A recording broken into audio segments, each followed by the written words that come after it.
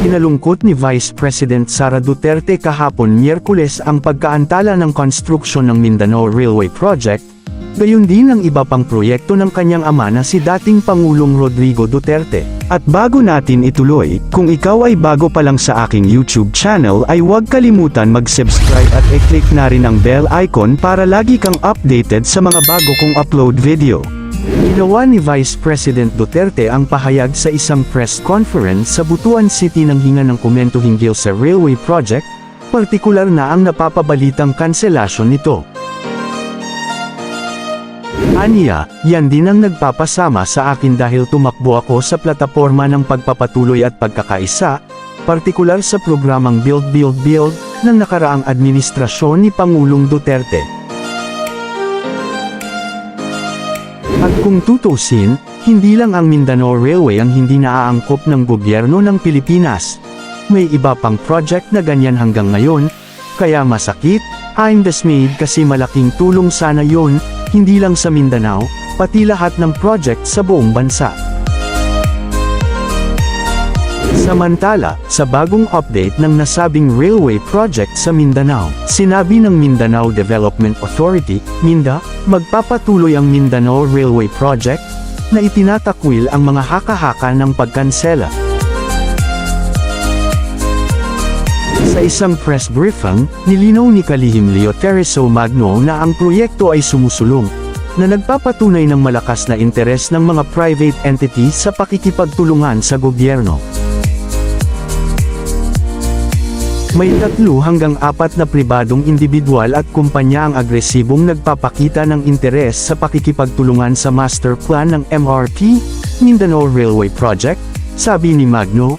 Aniya, tinatapos na ng Department of Transportation, DOTR, at MINDA ang terms of reference ng proyekto, na may inaasahang paglabas sa Desyembre. Ang Mindanao Railway Project Phase 1, na umaabot sa 100.2 km, ay mag-uugnay sa mga lungsod ng Davao, Tagum, at Digos. Isinasagawa ang pagkuha ng lupa para sa segment na ito, na kinabibilangan ng 8 istasyon sa tinatayang halagang 81.6 bilyon pesos.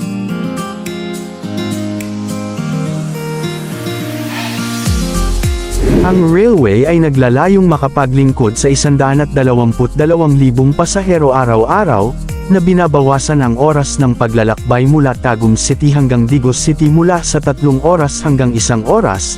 Kapag ganap na nakumpleto, ang Mindanao Railway Project ay aabot ng 1,544 na kilometer, na nag-uugnay sa mga pangunahing lugar sa Mindanao, kabilang ang Davao, General Santos, Cagayan de Oro, Iligan, Cotabato, Zamboanga, Butuan, Surigao, at Malaybalay.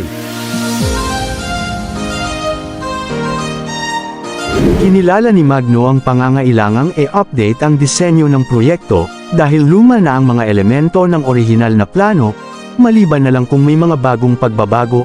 Pinatunayan ng DOTR na ito ang pinakabagong direksyon para sa MRP.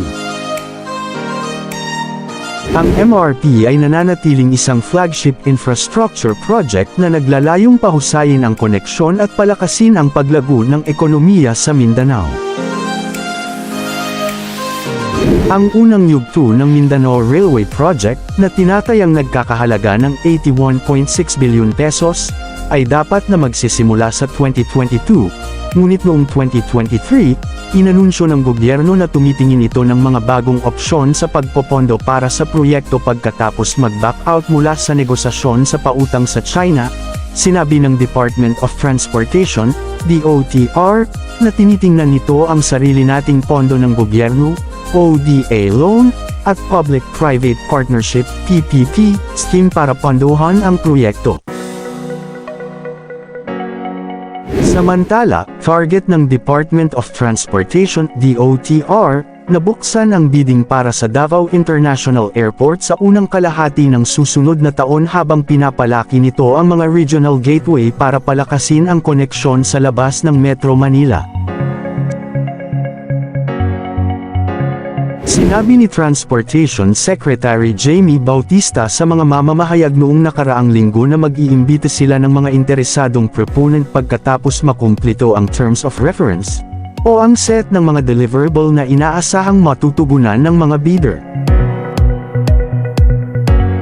Noong nakaraang buwan, sinabi ng DOTR na nakikipagtulungan sila sa International Finance Corporation IFC sa pagbuo ng mga alituntunin ng proyekto para sa hinihinging bidding.